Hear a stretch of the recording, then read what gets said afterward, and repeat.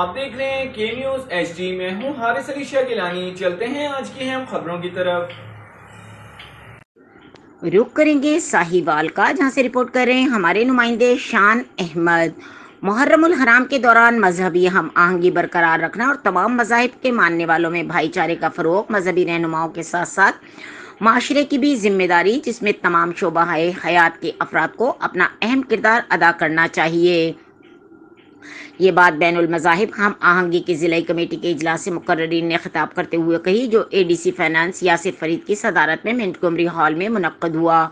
اجلاس میں اے ڈی سی جنرل نعمان افضل، assistant commissioner سولت حیات وٹو، چیف آفیسر ضلع کونسل شہزاد اقبال قریشی اور کارپوریشن کے municipal officer services Asad Khan Babar سمیت علماء کرام سید ضیاء اللہ شاہ بخاری، قاری بشیر احمد، قاری عبدالباسط اور مسیحی مذہبی رہنماؤں ابراہم عظیم ڈینیل، ایلڈر دلبر جانی، شماز نظر، فادر ندیم جوزف اور ظہیرہ وقاص نے بھی شرکت کی۔ مقررین نے ساہیوال میں دونوں مذاہب کے درمیان مثالی مذہبی ہم آہنگی کو دوسروں کے لیے مشعل راہ قرار دیا اور امید ظاہر کی کہ وقت کے ساتھ ساتھ اس ہم آہنگی اور بھائی چارے کو مزید مضبوط کیا جائے۔ انہوں نے امن کی کوششوں میں نوجوان طبقے کو شامل کرنے اور اس سلسلے میں کالجز اور یونیورسٹیز میں امن سیمینار اور امن واک کرانے کی بھی تجویز دی۔ مقررین نے مذہبی فرقہ وارانہ منافقت کو پھیلانے کے لیے سوشل میڈیا کے استعمال پر کڑی نظر رکھنے کی تجویز دی، تاکہ سماج دشمن عناصر اپنے مفہوم مقاصد میں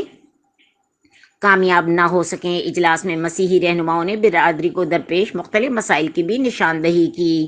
مزید خبروں اور اپڈیٹس کے لیے ہمارے ساتھ رہیے گا، تب تک کے لیے اپنا خیال رکھیے گا۔ اللہ حافظ۔